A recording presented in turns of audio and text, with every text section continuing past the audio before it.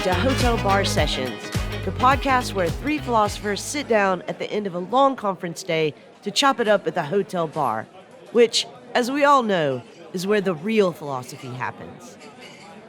Welcome back to another episode of Hotel Bar Sessions. I'm Jason Reed, and I'm joined by my co-hosts, Rick Lee and Lee Johnson, and this week we are talking about forgiveness.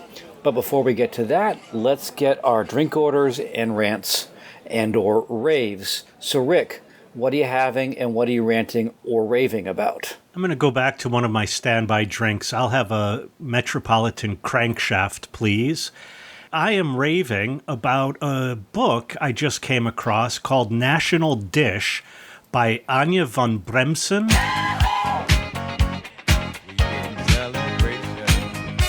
And this is a remarkable book where she looks at 6 different cuisines from around the world: France, Mexico, Turkey, Japan, and Italy.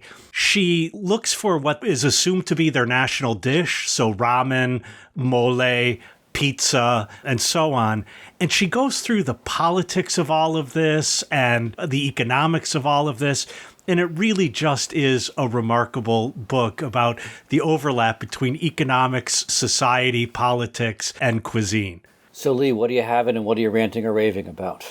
I'm just going to have water today, but a water with the liquid IV drip in it, which apparently is a key ingredient in the Borgs that these college kids are drinking these days. I don't know if anybody's heard about Borgs, but oh my God, look it up. Anyway, today I am ranting about loud commercials. I get it that this is a get off my lawn kind of a rant, but I don't watch that much television with commercials because obviously most of the things I watch are streaming, but I do have the news on most of the day and that has commercials in it. And I just feel like I'm being shouted at every time the commercials come on. And I don't know if you guys know this, but a few years ago, the FCC passed this act, or I guess Congress passed this act called, ironically, the CALM Act. It stands for Commercial Advertisement Loudness Mitigation. And it was supposed to be the case that television stations couldn't crank up the volume of commercials, but I don't think anybody's enforcing this act because it just seems like they are just deafeningly loud. Yeah, I agree. So Jason, what about you? I'm going to have a dark and stormy, and I'm going to rave about a man named Thomas Bradley. So there's a rave within a rave here.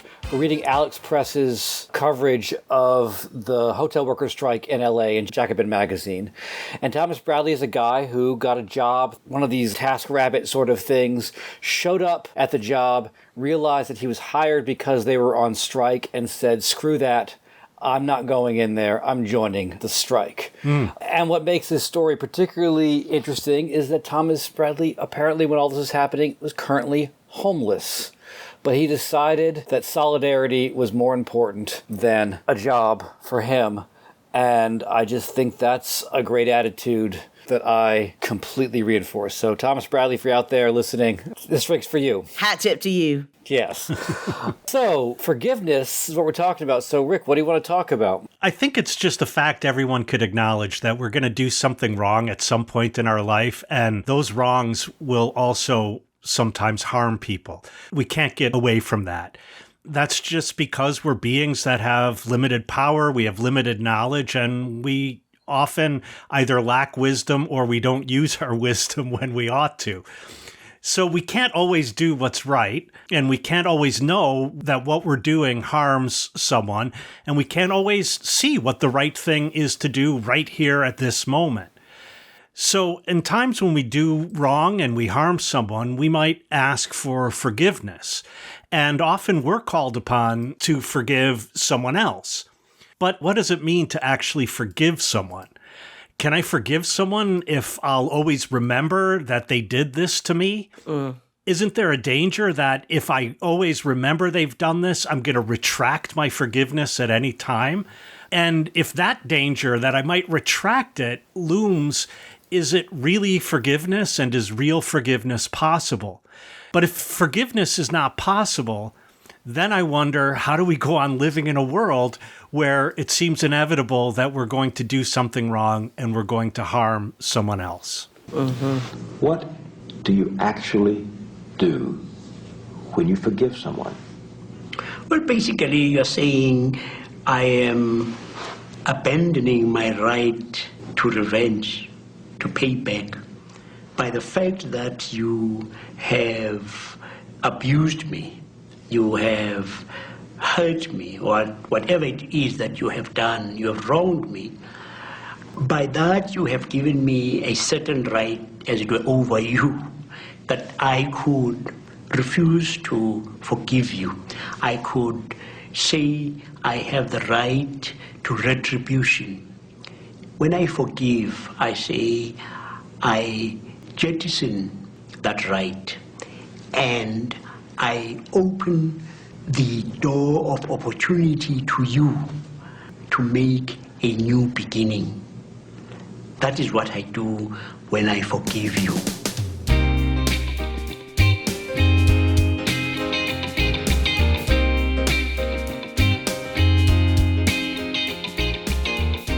I think in this topic, forgiveness, more than any other topic, we need to ask the Lee Johnson question. What is it exactly we're talking about?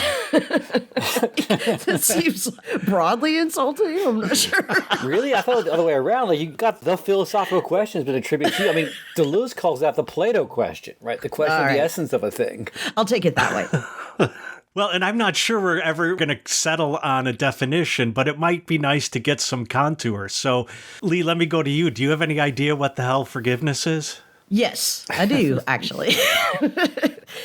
I mean, I think I do. I largely follow Derrida on this, and I'm sure we're going to talk about Derrida later in this episode, but the give part of forgiveness is really important. So forgiveness is a gift, and the gift takes the form of something like a cancellation of debt or an erasure of wrong. And so on some level, it has to be separated from things like amnesty or pardon, legal concepts.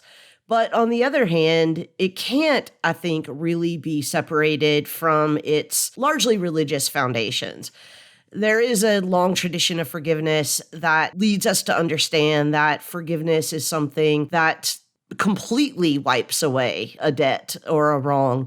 And I think it's very difficult for us humans to do, but that is what we think we're doing when we forgive. I'm mostly familiar with forgiveness from this religious context. I'm sure I've mentioned this before, but I was raised Catholic, and confession is a big part of Catholicism. And forgiveness is what confession is all about. It's also interesting within the Catholic context that your sins are forgiven, but also you are absolved, right? You're sort of cleaned away of your sins.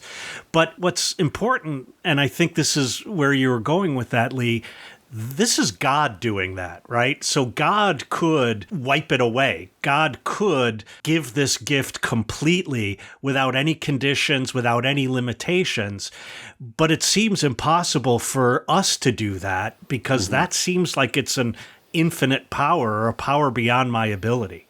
I mean, I agree with you that it seems practically impossible for us to do that, but I'll just remind you, lapsed Catholic, that in the Lord's Prayer, it says, forgive our debtors as our debts have been forgiven, right? So I don't think that this is just something that God does. I mean, it's clearly a part of the core of the Abrahamic traditions that we understand that as we are forgiven, we should forgive. Yeah, I guess when I think of forgiveness, and I did not write a dissertation on it, so forgive me. I did. I think, as Rick was saying in the introduction, a lot of it hinges on coming up with a different relationship to the wrong, the thing that needs to be forgiven, the thing that was done, right? And for me, part of it is you either come to some understanding, like maybe it wasn't that big of a deal, maybe you, the person who is forgiving, was just like overreacting, maybe it wasn't intentional, or maybe there's some way in which you come to a deeper understanding as to why the person did the thing that helps you understand it. Because as you point out, part of the issue with forgiveness is that it's an attempt to mend a relationship which in some sense has been torn a bit asunder by something. And there is this sense of like, well, you don't want to forgive someone just to have them do the same thing again. So you have to have some kind of understanding, it seems to me, of how what happened in the first place. Maybe the person didn't know it was a big deal to you, or maybe you now understand that the person has their own battles they're struggling with, and what they did that seems so wrong to you had to do with something they were trying to make sense of in their own life. It's odd to talk about these things very generically like this, but I guess for me, the fundamental question about forgiveness is how do we have a new understanding and a new relationship to this thing that has happened? Because if it's not that, then it's just, and this is, I think, one of the real dangers with forgiveness, it's just papering things over to paper things over, right? Because I think there's a social pressure in our society to be like, oh, I forgive you, I'm sorry, I forgive you, let's move on, and make it seem all too easy. Often in my classes, I tell students that I miss the hubris of youth because they have really simple answers to what I think are complicated questions. And the older I get, the more I'm like, the shit is just so complicated. Because, Jason, in what you were saying, like, I really do get that in order for me to forgive, I want to maybe be assured or know, like, you're not going to do it again, or you know what you did wrong. But now that seems no longer like a gift, as Lee was emphasizing before, because that comes with conditions, right? I'll give this to you if, and that's much more like an economic exchange than something that is freely. And by the way, the prefix here for is not meant in the sense I'm giving you beforehand, but in the sense of completely. I'm giving completely and totally. And that seems like it can't come with the condition that you know what you did is wrong, the condition that you're going to try not to do it again, the condition that you didn't do it intentionally. The reason to insist on that is, as I said in the introduction, I'm always worried that if there are these conditions, then the forgiveness is conditional. And if I'm forgiving someone, then I shouldn't take that back. I shouldn't be able to take that back. Yeah, I'm going to borrow one of the tricks from your hat, Rick, and ask forgiveness as opposed to what? One of the things that we really do have to understand in order to understand forgiveness is that it is an alternative to retribution. Right. So obviously, if I'm forgiving someone, I'm not asking for the debt back. I'm not asking for the wrong to be righted. I'm not asking for them to genuflect and apologize and show remorse or whatever. I'm just giving it. Yeah. In the literature, this is often couched in the language of restorative justice. And I think this gets back to what Jason was saying, is that ultimately what I'm trying to do is find another way to restore or repair and subsequently understand this relationship that was broken. Desmond Tutu, the South African archbishop who famously wrote this book, No Future Without Forgiveness, said that, well, there's no future without forgiveness, right? That, retribution is not going to fix everything. That if we want to move forward, we have to repair, restore what was broken. And sometimes in, minor matters, that can be done with retribution. You stole $5 from me, give me $5. But in matters where there is no equivalence between what's wrong and what could be done to correct the wrong, we need something else if we want to move forward. I would go one step further, and I would say that it might also be the case that retribution is impossible. That is, even if you give me my $5 back, in a sense, I am not made whole by that. I'm made financially whole, but I still want a little bit more. Like, as Jason said, I want you to be sorry. I want you to, go to your room and think about what you've done. I want something more than just this sort of equivalence. And so I think one of the dangers of moving too much to a retributive form of justice, like I believe we have in the United States, is that it's in fact impossible. It's really impossible. I mean, I don't entirely agree with that. I think there are instances in which retribution is entirely satisfactory. So if, we get into a car accident, right? And it wasn't like you intentionally ran into my car and, I want you to be sorry for it also. it's just an accident. There's been some harm done to me, and if you pay the cost of it, then it's fine. We've leveled it all out. There is an equivalency there that's satisfactory to everyone. I think that when we're talking about the inadequacy of retribution, where forgiveness really comes in and seems like a promising alternative, we're talking about things where whatever the corresponding equivalent punishment would be can't be determined. Either the wrong is too large or too severe or too irreparable that, no retribution could satisfy it, or it's so nebulous that no retribution can satisfy it. I was just talking with a man who was here to talk to me about replacing my windows. And he was talking about getting in an accident. He was in a parking lot and a woman backed into him. She was like, "Oh, I'm so sorry. I'm so sorry. If it's under $500, just let me know and I'll pay for it. But, otherwise we'll have to go through insurance and, I'll take care of it," and so on. And one thing he said is, yeah, but the problem is I wish this didn't happen because now I'm going to have to take it in, get an estimate, contact you, figure out, are we going to do insurance? Are you going to give me the money? Then I have to go and I have to leave my car there.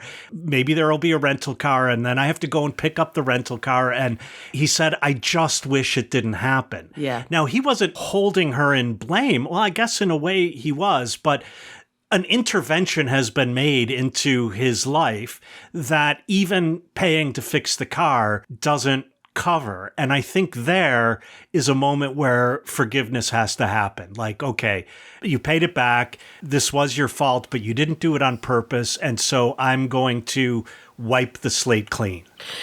Can I pose that same story from the other side, though? So I think that your friend, the guy who was the victim of this accident, like he can demand retribution through the courts and et cetera. And he can calculate all those extra things too. Like this was the cost of my rental car. I lost a day of work. This was my whatever pain and suffering that I experienced. All those things can be demanded and the perpetrator can satisfy all of those things. But the perpetrator can't demand forgiveness. Right. And the victim can't demand that the perpetrator ask for forgiveness. Right. We're just talking about a whole different order of things now. When we're talking about things that are largely really about property, I think that for the most part, we've got to kind of stick with the old Aristotelian idea of justice. But when we start talking about things where you can't put a value on the wrong and you can't put a value on whatever would be the correction of the wrong, that's where we move into this other order. Mm-hmm. But we have a tendency, at least in the United States, to try to, as much as possible, turn all questions into economic questions, and therefore we can balance the scales. We have a tendency then to make all questions of justice retributive questions. Mm-hmm. We also have a tendency in the United States to, when we recognize that nothing can be paid here, right, that this is too big for retributive justice, to offer bad faith apologies, right? And I think that a lot of times, and for a lot of people, especially in America, that we're so accustomed to hearing these bad faith apologies, which sound like demands for forgiveness. Right. It sounds like, look, I've apologized. Now it's your turn. You do what you're supposed to do. Right. And that is just a fundamental misunderstanding of what forgiveness is supposed to do, which is to restore a relationship and not restore a balance sheet. It's like the character from Ally McBeal. His nickname was the Fish. And whenever he would harm someone, usually through insults, he would say, "Oh, did that hurt you? Bygones." And I think this is what these non-apologies do, is they're just saying, oh, we're past it now. And that's something the perpetrator can't do. Mm-hmm. It's the same thing when we talk about demands for apologies. I think that demands for apologies are just as empty, just as much bad faith exercises as apologies that demand for forgiveness. I mean, it's useful to think about what are some of the specifics of these bad faith apologies, because we hear them so often. And one of them that comes to mind for me is, "I'm sorry if I offended you." Yeah. You sort of shift the language so that you haven't actually done anything wrong, but you're kind of not really taking responsibility for the effect it had on someone else, but there's still this emphasis that it offended you. Yeah, or worse, I'm sorry if you were offended. Yeah. Yes. You sometimes see this kind of almost therapeutic language around apologies where like one of the things you have to do is take responsibility and have you learned from it? Is it not going to happen again? But everything in our standard apology overlooks those aspects. Right, because right after, I'm sorry if I offended you, the next sentence usually is, I understand that my words could be offensive. Yeah. Mm-hmm. But this is Right. where, I'm really intrigued by this small moment in Hannah Arendt's The Human Condition, where she's talking about action, and I don't want to go into the whole business of what she means by action and so on. Thank you. But one takeaway from her discussion is that we do things and we can't possibly foresee all of the rippling effects that this action is going to have in the world. And some of those rippling effects that we can't foresee might actually harm someone. So if there were no forgiveness, then I would never act because I would always be afraid that I'm going to hurt someone by my actions. And so there is a way in which it's sort of part of the human condition that we need to be forgiven just in order to go on living because of the complexity of the world and the limitations we have both in knowledge and in power. Yeah, but Arendt says there are two things that we human beings have come up with to deal with the uncertainty of action. And she really does think of action as being uncertain because when I act always in relation to others, and I never know how things I say are going to be interpreted and so on, right? Two things we have are forgiveness and making promises. Right.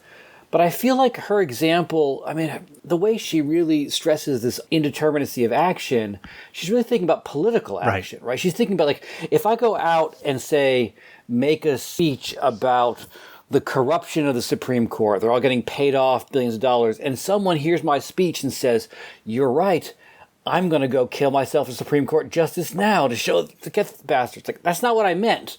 But that is a consequence of my action, and I may have to apologize. But to me, a lot of the things that we apologize for or need forgiveness for, they're not so unpredictable. A lot of times we know the harm that we're doing someone. We just hope they don't find out.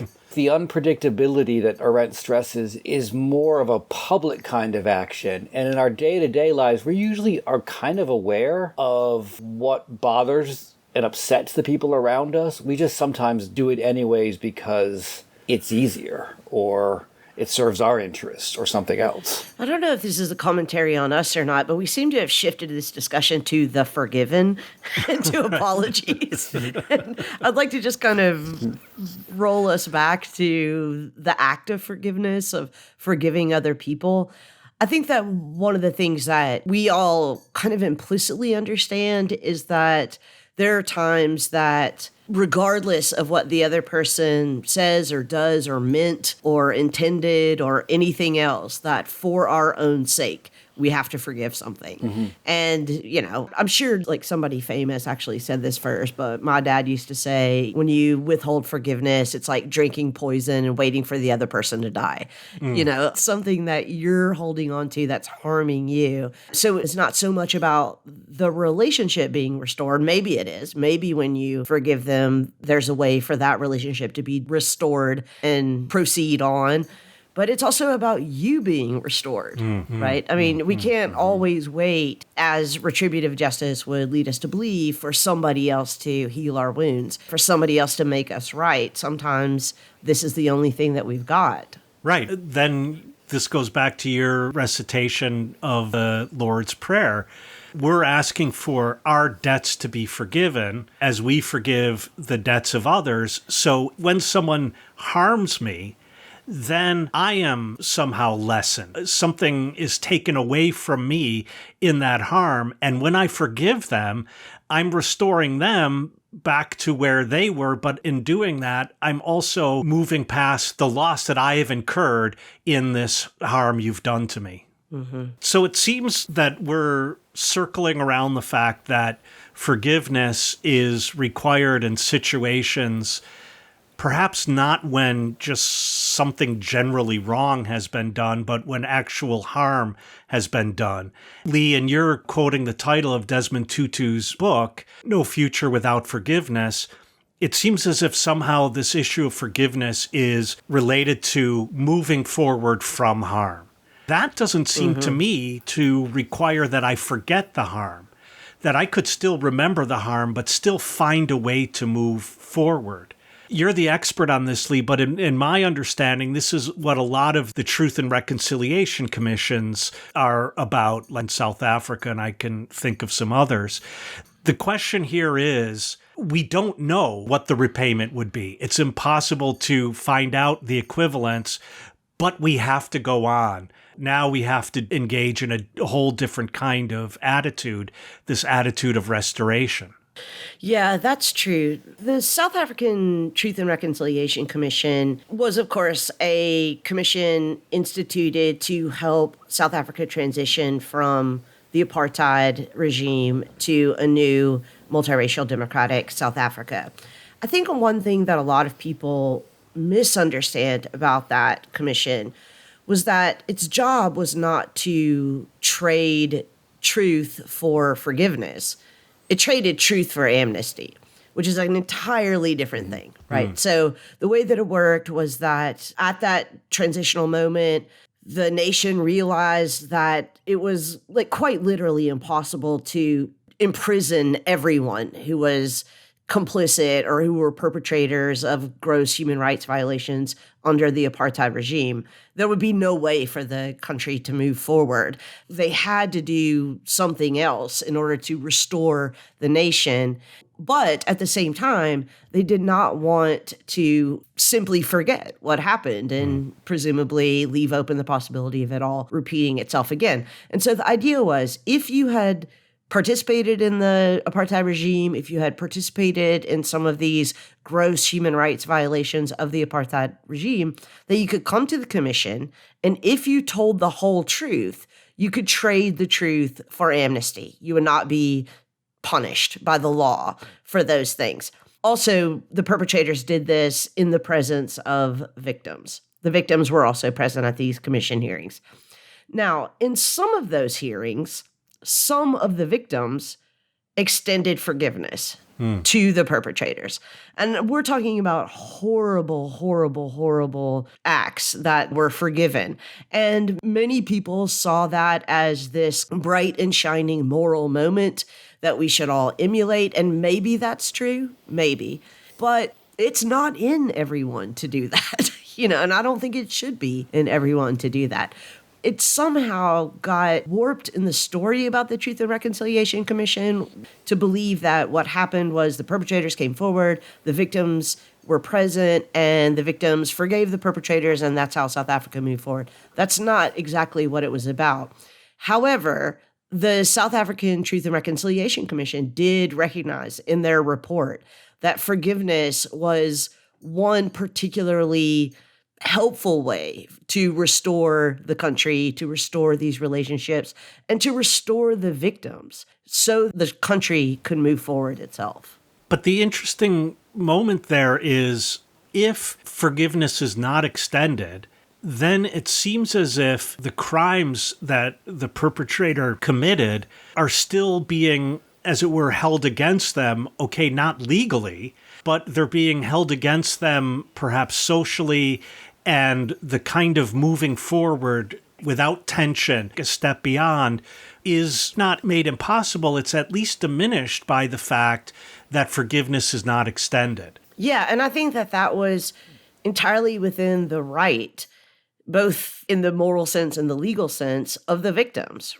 The perpetrators were already being extended amnesty. They weren't going to go to jail. They weren't going to be executed. I don't think it's entirely within the victim's rights to say, yeah, but you don't get no punishment for this, right? Like, you should live in shame for the rest of your life. And I also think, by the way, that's true of us regular people in our regular lives experiencing regular harms and offenses from other people. I mean, sometimes we can be gracious and be the bigger person and say, I'm going to wipe this debt out with my forgiveness. And other times we can say, you know what? No, like you should suffer the shame or the harm of this broken relationship that you broke. I will say, just back to your original point though, Rick, at no point was forgetting a part of amnesty or Right. forgiveness. As a matter of fact, it was the exact opposite. Part of the thing that the Truth and Reconciliation Commission of South Africa and many others like it in Argentina and Rwanda, in former Yugoslavia, many other places like it that had similar commissions, the point was to get the whole truth.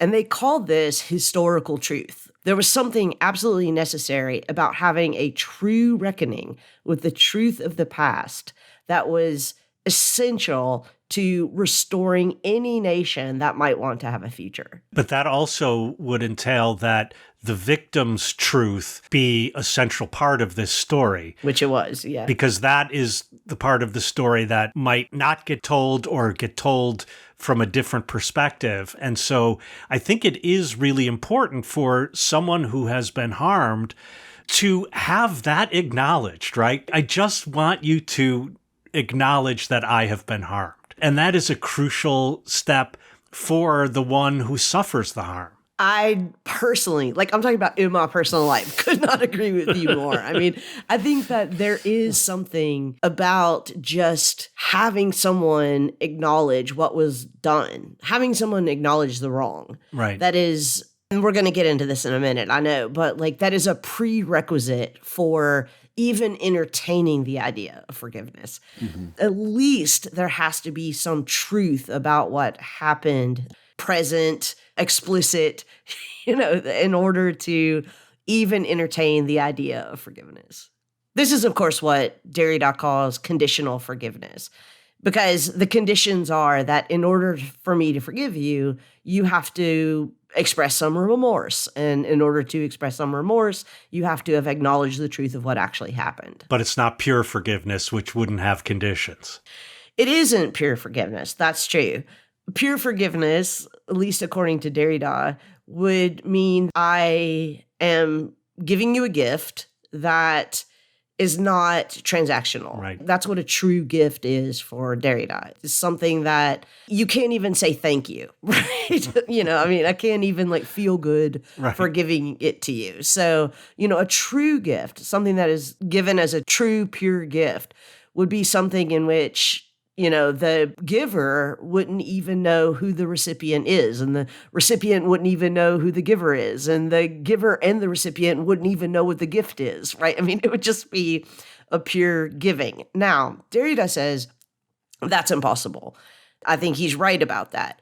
But he also says that when we give or forgive, that we're doing so on the basis of that concept of pure forgiveness. And we're always going to fall short of it, but it's the impossibility of pure forgiveness that is the conditions for the possibility of actual forgiveness. It seems to me that part of the purity or the extreme form of forgiveness ties into the second notion, which we talked about earlier, and that is the idea of forgiving and forgetting, right? Because to some extent, it seems the ideal of forgiveness is to make it as if this thing never happened. And both parties have forgotten it. I was thinking earlier when you were talking about truth and reconciliation, that it seems to me that one of the things that's coming up around this notion of forgiveness is the way in which we're sometimes talking about interpersonal relationships, and we're sometimes talking about political relationships, and this term of forgiveness is floating between the two. And it seems to me one place to draw a line of demarcation would be that when it comes to things like South Africa or whatever, it's definitely not forgive and forget. The forgiveness, the amnesty is tied to knowing the truth, right? Truth and reconciliation.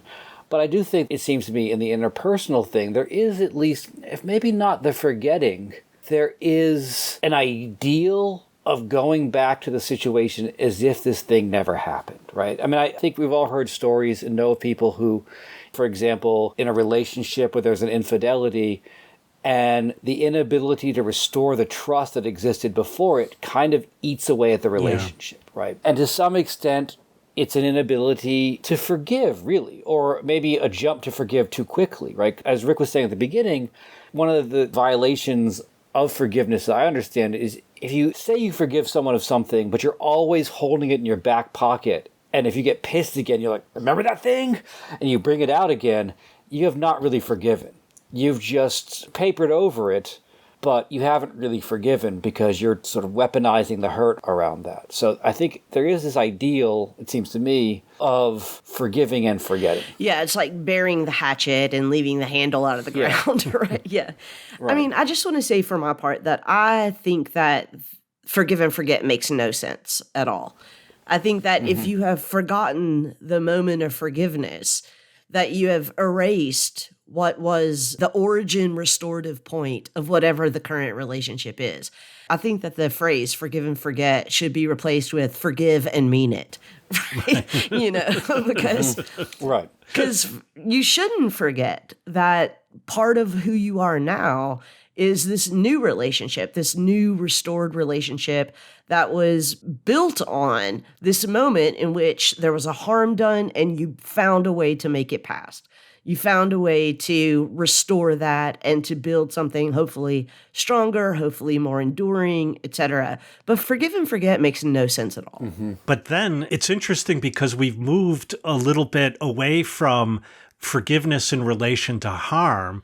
And now we're talking an awful lot about forgiveness in relation to a relationship. Yeah. Or in other words, that the only harm that's been done is not just to me, but the perpetrator has also harmed our relationship, and forgiveness can restore the relationship, all the while acknowledging, no, you harmed me, but we're going to find a way to have a new relationship. That's 100% correct. Forgiveness only happens at a dead end, or an aporia, as Derrida would say. Or as Desmond Tutu said, there's no future without forgiveness. So it only happens when the break is so severe that you can't proceed without something other than punitive justice, retributive justice, revenge, etc.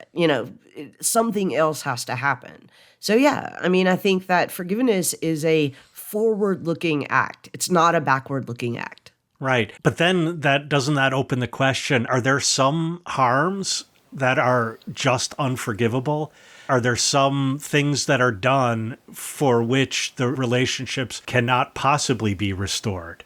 These countries who have established these Truth and Reconciliation Commissions, given all the warnings, Lee, you gave about forgiveness was not really a central part of this and so on, but we're talking about crimes of genocide and some of the most horrific things that human beings have done to one another. Isn't there a moment where we have to say, that is unforgivable? I think we do have to say about some things that they are unforgivable. Nevertheless, and I say this having read the reports of the Argentinian Commission, the former Yugoslavian commissions, the Rwandan Commission, the South African Commission, in which the most horrible things that you could ever imagine were recounted.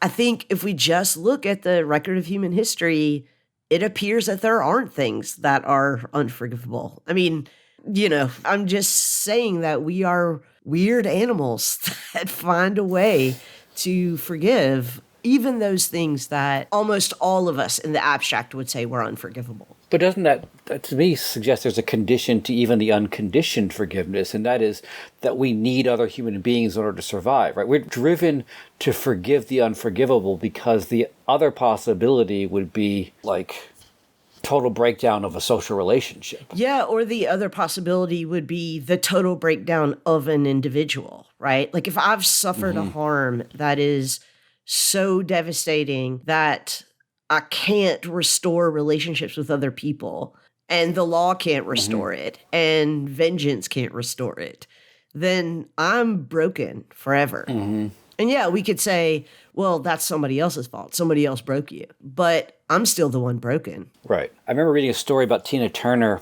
and she was at the rehearsals for this musical based on her life. And so there's an actor playing Ike. And she went up and she hugged the actor playing Ike at some point.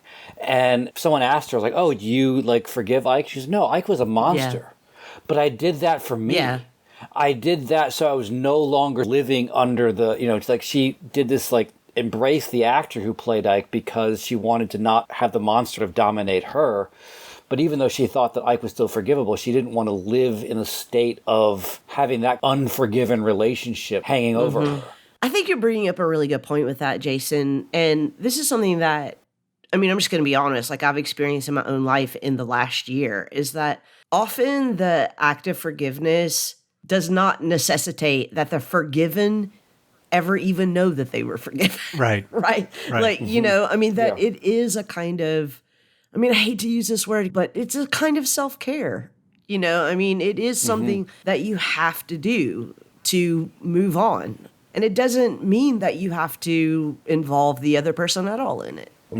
But if it is the case that the other person need not know that they have been forgiven, the danger here is that my forgiveness is only about me and isn't really about the other and isn't really about any relationship at all. It's just really about me, that I need to make myself right. And then my worry there is, like, aren't we putting a burden on the one who suffers the harm rather than on the perpetrator? Well, I don't know if it's a burden or not. I mean, I don't think that, you know, when I take cough medicine, when I have a cough, that it's a burden to take the cough medicine. But I think this does get back to this struggle between the unconditional forgiveness and the conditional forgiveness. Because, of course, if I were unconditionally giving or forgiving, then I wouldn't be waiting for a thank you from the recipient or, you know, whatever. But nevertheless, I do. The impossibility of pure forgiveness are the conditions for the possibility of actual forgiveness. That's also true of myself, right? I'm still basing this idea of just giving something without any expectation. In this case, you know, forgiveness. I'm not, in this case, giving it to someone else. I'm not saying to the other person, you are forgiven. I'm just saying this is something that I have to do. And the consequence of that is that I'm restored. I feel better about it. Now we're getting back to the whole, like, you know, question of altruism. Like, can you ever really be altruistic? But it is the same, you know, structural phenomena there. Right. What forgiveness does is it acts on the basis of an unconditional concept, and there are consequences to it. You know, there are transactional consequences to it. Sometimes those are between two people. Sometimes they are between a person and him or herself. And the context in which I'm most familiar with that would be forgiving someone who is no longer even alive. There's a way in which, without that forgiveness, that I'm carrying that harm, and that harm continues to harm me. And the only way to no longer continue to be harmed is to forgive someone, and clearly when they're dead, they don't know about it. Yeah, you just punched a hole in my drinking poison and waiting for somebody to die theories.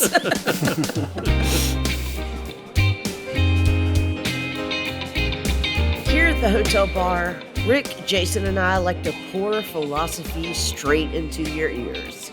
We're an independent and ad-free podcast, and we'd like to keep it that way. But the only way we can do that is with listener support. You can help us defray some of our production costs by signing up to support us on Patreon at patreon.com/Hotel Bar Sessions. There are several levels of monthly donations there that you can sign up for, and every one of them helps us keep raising our glasses to deep conversations. If you'd prefer to make a one-time donation or several one-time donations, just visit our website at www.hotelbarpodcast.com, where you can find links to support the podcast through Venmo, PayPal, or Cash App, and you can keep enjoying our tipsy philosophy and sobering insights. So, Lee, you dropped this beautiful phrase earlier, burying the hatchet, but with the handle sticking out of the ground. Which is how all of my hatchets are buried, just FYI, guys. Behind me, I have a lawn of handles. That's a safety hazard. For you. So that leads me to think, okay, so you haven't really buried the hatchet if the handle is still sticking out of the ground. In a sense, you've just laid it down. You haven't buried it. You've buried the dangerous part of it. Come on, guys. You've just put it out of sight. You haven't actually buried it. So if I'm going to bury the hatchet and really bury the hatchet, then it seems like in burying the hatchet, and I guess that by that we mean forgive, and forgiving someone, I have to know exactly what the harm is that I'm forgiving. But secondly, and here's why leaving the handle sticking out is not the appropriate way to bury the hatchet, is because it also seems like if I forgive you, I will no longer hold that against you. But if you're willing to run out to your yard, Lee, and pick one of those handles and now take the hatchet up against the person, then I would say you haven't forgiven them. Rick, respectfully, I could not disagree with you more. And let me use your metaphor here, or our metaphor here. As I said before, the phrase shouldn't be forgive and forget. It should be forgive and mean it. And the idea there is that when I forgive, we have built a new relationship. That relationship is grounded on the fact that its new origin is this new understanding that we have of one another. Now, if you lie to me and hurt me, and I forgive you for it, I'm going to bury the hatchet and leave the handle sticking out of the ground. I'm not looking back. We're moving forward with our lives, right? We have a new relationship that we're building, and we're proceeding, and we're growing, and we're maturing. If you lie to me again and hurt me again, then I'm like, you are not in the restored relationship. And guess what? I'm glad I have that handle sticking out of the ground, because, this time I can say this is a toxic relationship. You are abusing this gracious part of me. You're abusing my magnanimity. Is that the word? Or whatever. But I don't need to be in this. This is not a relationship that I need to restore. So, yeah, I don't think that leaving the handle out of the ground is a bad thing. Does the hatchet end up in someone's head? That's what I'm picturing here. I mean, in this instance, poor Richard ends up in his head, but he asked for it. I agree with you that the forgiveness is it's a new beginning. I see two possibilities when you forgive someone. You either understand what the extenuating circumstances were that created them to do this thing, or you have a better sense of who they are as a person. And you guys are going to be shocked by this. The line from Spinoza that we get more angry with things. When we think something is free than necessary, we get more angry, right? When we understand that someone is doing what they had to do. Yeah. If I understand that someone lied to me because they're really adverse to conflict and they have whole issues with conflict and they didn't want to bring up this uncomfortable thing and they thought if I didn't know, it would just be better. And I have a better understanding of where they're coming from. I can forgive because I see something of the necessity in what appeared to be this totally volitional act. They just lied to me for the hell of it. Hey, let's just tell this guy a lie. Let's go on. So if I see the necessity in it, I can move forward because I have an understanding. But it's a different understanding of who the person is. I understand now that you have these issues around conflict. I'm really talking about myself because I have issues about conflict. This is why I sometimes tell little teeny lies because I don't want to bring up the conflict. I know it's an issue, but if you understand the necessity underlying the action, you have a different understanding of the person. And sometimes you might come to the understanding, this is where you can forgive a person knowing that this person is just not someone you want in their life because they act in such a way with such lack of consideration, consistently, okay, if that's who you are, then I'm not really interested in maintaining a relationship with such a person. Mm-hmm. And here I would say you're forgiving, but you're kind of sort of forgiving yourself because I think a lot of times when there's a huge wrong on an interpersonal level, there's always going to be the question, who the hell, what kind of person am I that I didn't see the red flags before this happened? Yeah, I think Rick mentioned this in a previous episode. Maybe it was the episode on friendship, but I said once a friendship is broken, it's broken and it can't be repaired. And Rick was like, no, it can be repaired, but it's a different friendship. Right. And I think that that's kind of the same thing.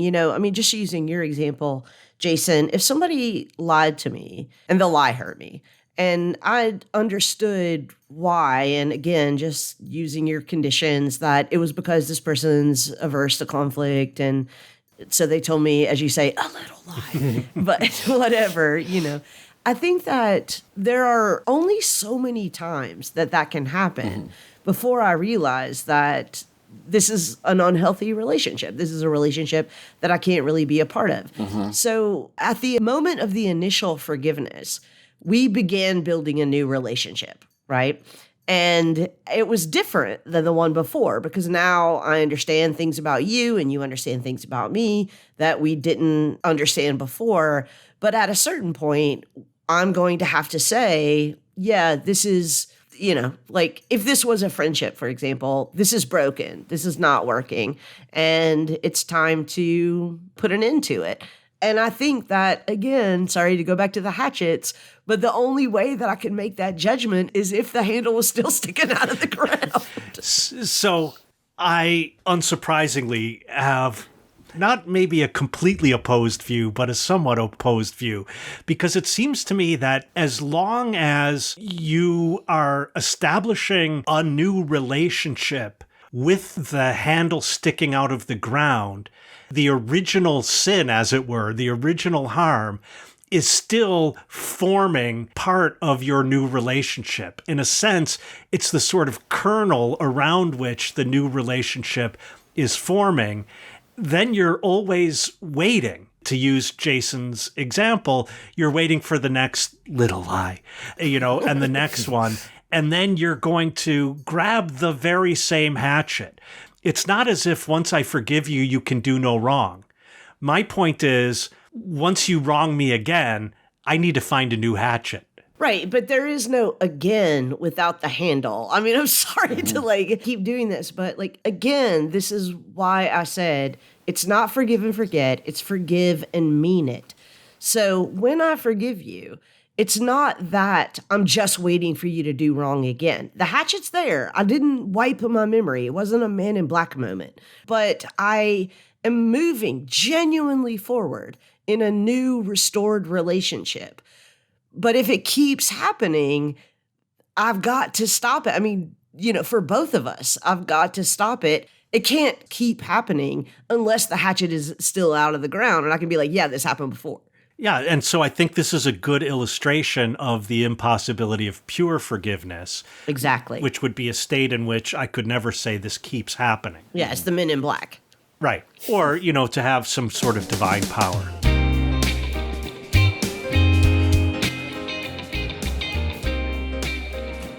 Hey, we couldn't hear you while you were shouting into your headphones. So if you have feedback or suggestions for future topics, or if you just want to pick a fight with one of our co-hosts, or in fact all of us, just visit us at www.hotelbarpodcast.com and click on the interactive page. If you want to belly up to the bar with us, at least virtually, you can always email an audio clip to hotelbarpodcast@gmail.com. If it's interesting, we're going to steal it from you. If it's not, we'll send you our Venmo handles and you can virtually buy us a drink.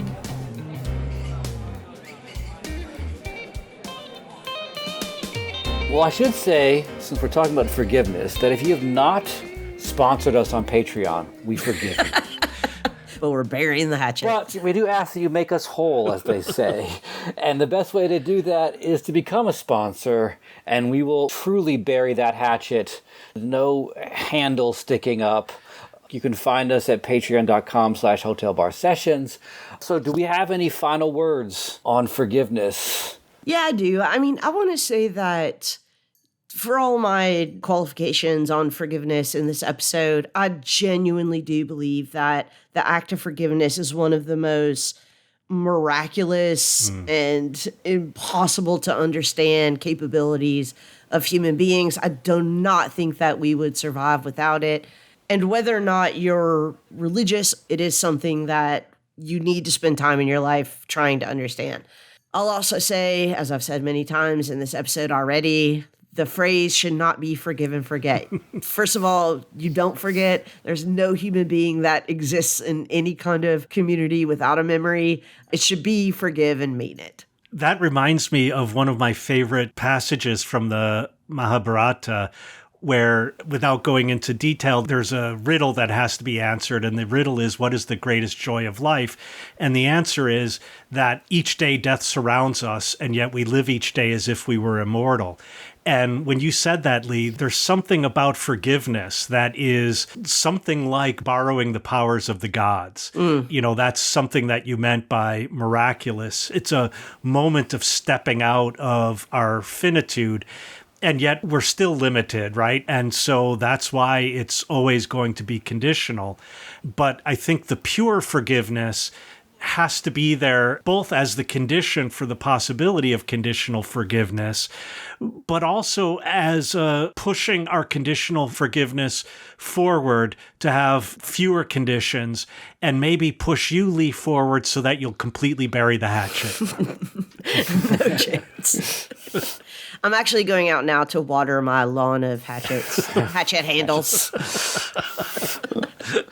What about you, Jason? Yeah, I guess the thing I'm left with is thinking about how forgiveness or true forgiveness is kind of like an ideal to aspire to, and it's an ideal that's sort of beset on both sides. One side is the too quickly asked for and the too quickly granted forgiveness that isn't really meant, to use my metaphor of the day, papered over the hatchet mark. I don't know. I can tie them together somehow. But anyway, and on the other side, I think the danger is of not forgiving and not making it possible to move forward in living under the weight of a grudge. Because I do think that when we're talking about relationships between people, to not forgive the person, it still marks us. Even if we don't want to have a relationship with a person, something has been broken, probably around issues of trust and our ability to relate to people. The harm lingers even when we've separated the person out of our life. Well, with that, our bartender has made, well, we're past last call. We've already drunk our last drinks. And she will not forgive us. She will not forgive us for staying a minute past closing. So I'm going to call a cab, and I will catch you guys next time. Bye. Bye.